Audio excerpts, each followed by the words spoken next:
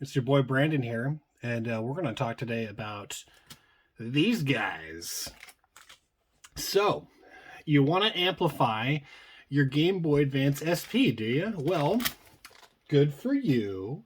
They sound pretty good. But this video is specifically to go over the quirks, the irregularities that you may experience with your Helder, Retro 6, whoever, it doesn't really matter. A lot of different people make this this flex amp that goes right here on the SP. And I'm here to tell you that you need to level your expectations if you are looking to amplify your SP. The SP is noisy, just by its nature. It has a noisy circuit. Nintendo made compromises, shrinking it down, from this to this. And yes, these are matching. The original model Game Boy has a relatively clean sound circuit. I actually really like the way it sounds. This one has everything. It's got the power cleaner, the amp, upgraded speaker, Tantalum capacitors. If you care about sound quality, the AGB model is where it's at. It has the lowest noise floor. If you don't know what that means, it's the amount of noise the system generates when there's no audio present. So I've got it at absolute 100% volume. And if we listen,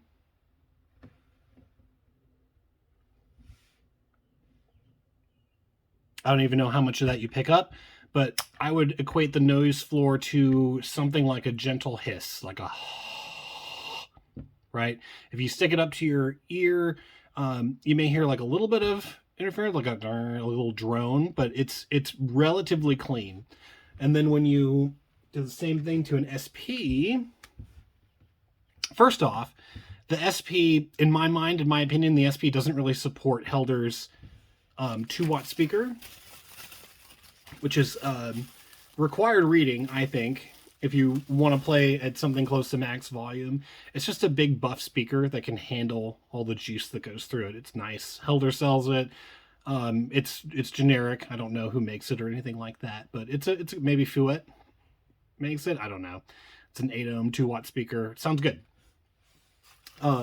If you're going to amp, you should invest in the power cleaner. The power cleaner is an audio mod.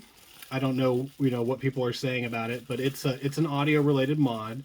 It takes the additional noise that gets added to the circuit by an IPS, and it basically mitigates it. So you're back to kind of baseline when you use one of these. This particular model has got Funny Playing's, I think it's a 1-watt speaker. It sounds pretty good. In my mind, it's respectable.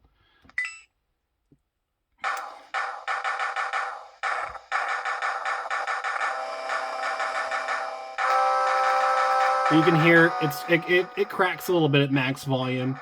I don't really care about max volume. With Helder products, I'm generally hovering around a half volume anyway when I'm playing.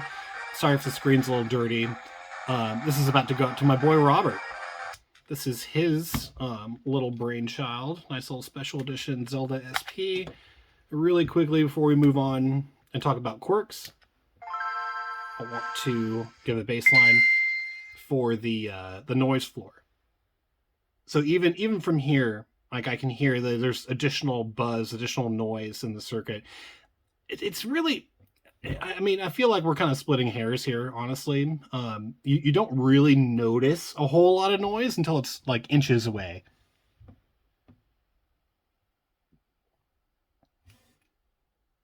Yeah, so I hear additional buzz.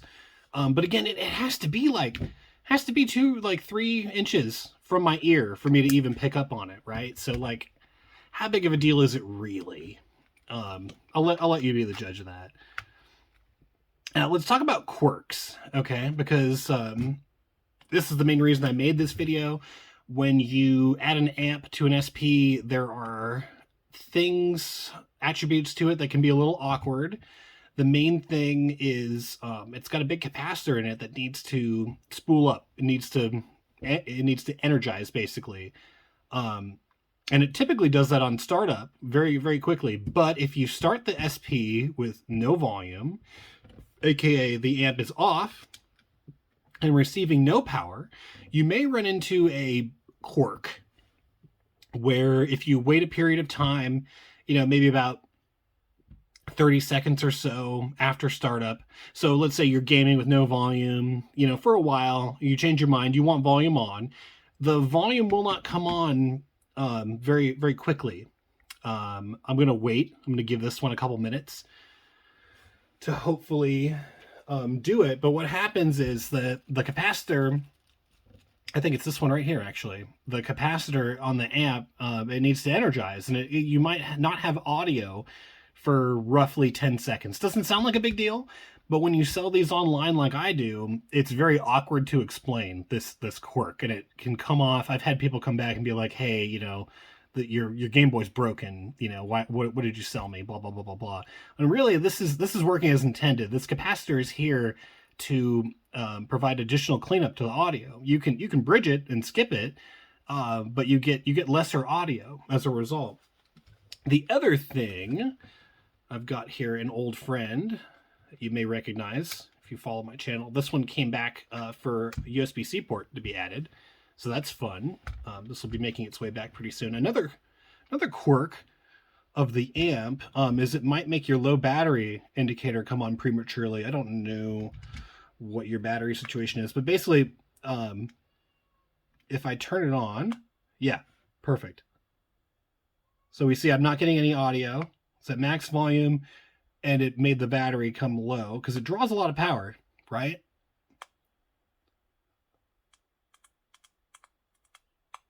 You hear it popping. This is the capacitor gaining charge. If we wait,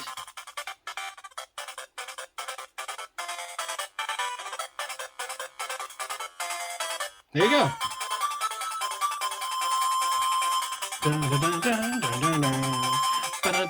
Love this game. Do you see? Comes back with a vengeance. It doesn't always cause lower. It's because the amp draws a pretty significant amount of power. It's not nothing. And the SP is sensitive to these kind of power draws. The original model is it's more durable, it's more rugged. It just kind of tolerates these mods a little bit better. But if you're getting into an amp, these are the kind of things that you need to be aware of. The power light might come on prematurely because of the draw, and you saw, well, once it fixed itself, right? But this is a quirk. This is why I made the video. And this one's been running for a time, so now we'll let this one shoot its shot. Right? You've been playing a while. What the hell? No sound. You hear it crackling.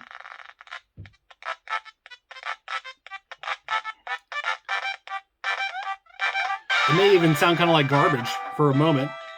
But again, once it fully charges, boom. Just fine. The other way that you can fix the issue is to simply turn it off, turn it back on again. That will always fix it because power goes right to it. All right. And that's pretty much the reason I wanted to make the video, was, one, to show off some cool Game Boys, but two, to make people aware of the quirks of using an amp. This particular video showcases Helder products, but the Retro 6 ones are not immune to such a thing. So yeah, it's something to be aware of. One more thing I want to talk about before we go is the pop. You hear that? That's me turning the amp on and off. You'll get it on startup. You'll get it on power off as well. And that's not exclusive to the SP, just about any flavor. Hear that?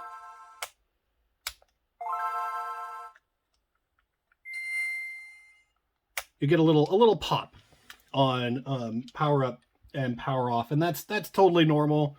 That's okay. That's just the amp turning on and off and the speaker responding to it. That's it for today.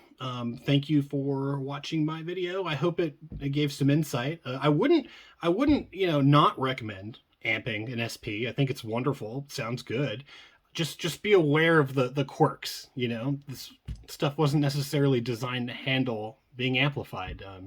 The SP sound quality is generally okay. I wouldn't say it's great or anything, especially compared to AGB. But it gets the job done. And if that's a form factor you enjoy, go with it. It's all good. I just wanted to put some thoughts out there, especially after talking to Helder and kind of trying to wrap my head around how this stuff works. But I hope it was useful for you, and you have a good rest of your day. Thanks.